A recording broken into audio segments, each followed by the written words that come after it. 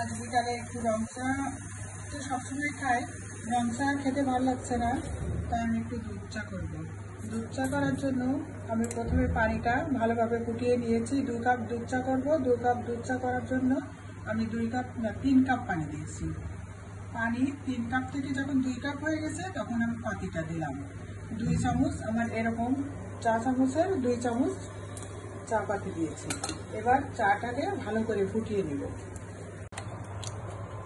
আমার চাটার জন্য এখন দুধ কতটুকু আছে এখন বুঝতে পারছি না। দুধটা আমি প্যাকেট দুধ, এটা গরুর দুধটা নেই, প্যাকেট দুধটা। আমার এই কাপটা খুব ভালো লাগে।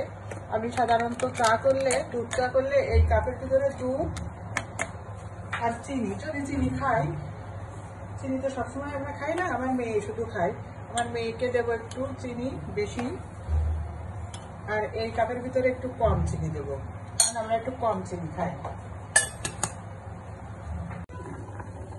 এবার আমি পুরো চাটা আমার এই স্টিলের কাপে আমি ঢেলে নিব।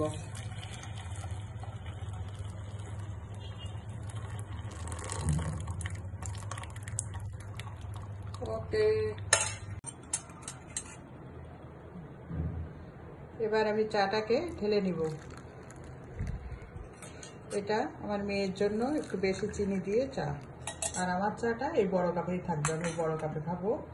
আর এটা আমার হাজবেন্ডের জন্য, আর এটা আমার মেয়ের জন্য। আজ বিকালে চা খেতে ইচ্ছে করছিল, দুধ চা, কিন্তু দুধ বেশি ছিল না, যেটুকু ছিল সেইটুকু দিয়েই চাটা বানিয়েছি।